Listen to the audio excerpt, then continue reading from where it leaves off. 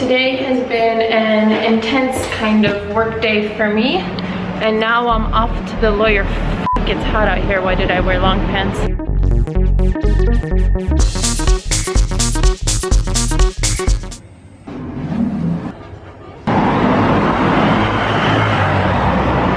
So I just got my new visa. Woo! 3 years. My status is now engineer / specialist in humanities / international services. Time for some celebratory ramen. The place I'm going to is one of my top 3 favorite ramens in Tokyo. That looks so fucking good.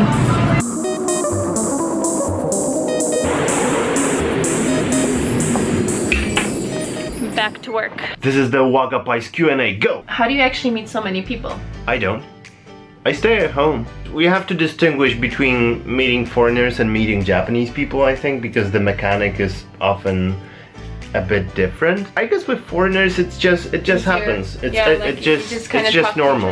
And with meeting Japanese people, it's like once you have a few Japanese friends, then they introduce you to their friends sometimes. But I think it's easier with foreigners. Like with foreigners, when you see each other, you'll just talk to each other because you're both foreign. Once I meet one person, I'll meet the next person, and then I'll meet their friends, and then their friends, and then their friends who visit will put me in contact with more friends, and like there's just this web of, it's very easy, I think. Life advice from Kasia.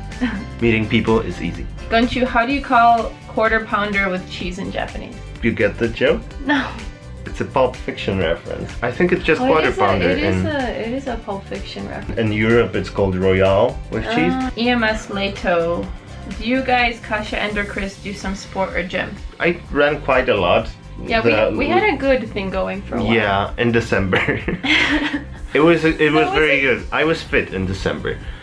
Anyway, I want to start running again, but I'm afraid this is gonna make the vlog even more similar to Casey Neistat. So now I have to get sloppy to differentiate. We're just gonna be the opposite. We're gonna of jump Casey. rope so that it's different. Yeah. How do you bring together everyday life with making this vlogs? Well, I think it was easier for you to get in the routine because you've been filming more, but for me it was a little unnatural. Always remember to use the camera. I used to carry like bags around, like a feminine bag, and now I switched to backpacks to make it easier to like just grab and take out the camera. Like you just have to make small changes like that to make the camera really, really accessible. Yeah, that's why we use a handy small camera like this and not a professional big rig that we would normally film with, because this is just convenient to walk with. The production part, it's just, well, it's taking like 3 hours every night to do it. Jacek Newman, why do all Japanese people make the V gesture with their hands on every picture? Where did it come from?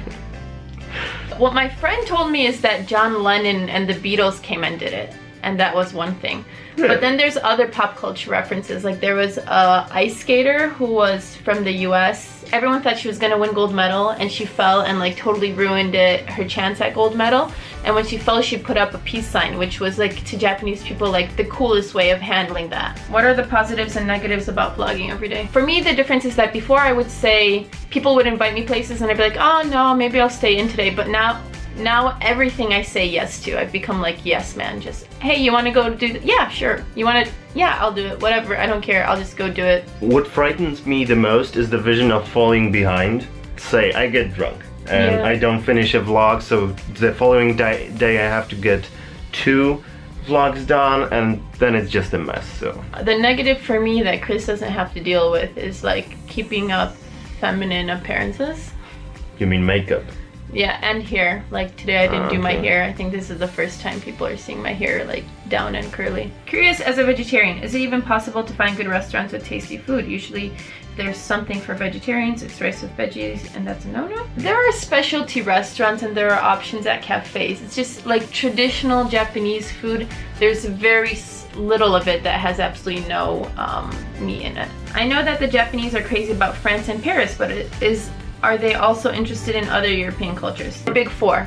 France, the UK, Germany, and Spain. France is like the baguettes and the romantic, beautiful city, and Berlin is beer, Oktoberfest, sausages. The UK, like British pubs, maybe. Yeah, British pubs, fish and chips, English, Britishness.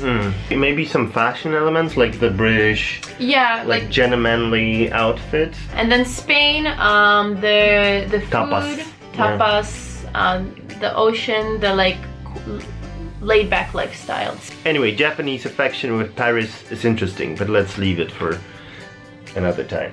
You want to switch glasses? Yeah. Oh my god, my head is spinning. I can't see. The Paxi. So slurping eating ramen is recommended, but what about other food? Can I slurp eating, for instance, broth? Would Japanese people get offended by that? All noodles. Other types of noodles too, but mostly ramen. For example, when we had Hodo on weekend with people were not slurping in that restaurant. I noticed that. So 1, you can always slurp with noodles because you're eating with chopsticks. 2, it's believed that like slurping enhances flavor. 3, the reason that you hear it, especially in ramen, is because ramen is always meant to be served super hot and eaten instantly because you're supposed to eat the noodles at a certain like hardness and so on. As with the air pollution, is it very disturbing, or are you used to this compared to Krakow? Well, Krakow is one of the worst cities in Europe when it comes to air pollution, so Tokyo air is like sea breeze to me. It actually is sea breeze because there's sea. And it's not really that polluted, is it? As far as huge cities go, it's not that bad. What time do you wake up? I usually work till about 5 a.m., so I wake up about 12. 9, 10, 11 on a bad day, and go to sleep between 1 to 3. Your answers are so exciting.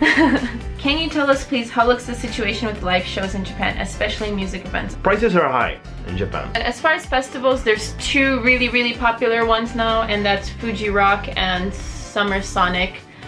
Festival prices for 3 days are about 40,000 yen, maybe more. So $400. So we're always eating and visiting cool places. Is this kind of lifestyle common in Japan, or is it affordable with an average Japanese salary? It's very common, and I guess it's affordable. Especially with lunch prices, you can eat out very flashy things that look like expensive restaurants, but they're really cheap. Yeah. Lunch special usually costs $10. 1,000 yen. Well, the conversion rate is very different now. So 1,000 yen is about $8, $8.50, something like that. Can you show us a little bit more about religion in Japan? We're gonna get in that a bit. Well, it's not as regular, the practice, and it's not as strong for the average. Yeah, for our friends at least, religious practice is just maybe a few times a year for the most important days. Like for New Year's, people would go to the temple. So it's not really a topic that you stumble upon on a daily basis in Japan. But we'll get into that. And there's actually one question that's been coming up so much and that I think we answered, but why are you Chris, why am I Kate? Like every single vlog. Alright, let's explain this. So I'm gonna answer for myself. Krzysztof is a really difficult name to pronounce for anybody outside of Poland. It's nearly impossible to get a Japanese person to pronounce the name Krzysztof. They just laugh when I say it. I say it as a joke to Japanese people. Oh, you know that Chris in Polish is actually Krzysztof? And they go like, ooh, that's so funny. Like, I can't hear anything in this word. So why would I go with this name in Japan?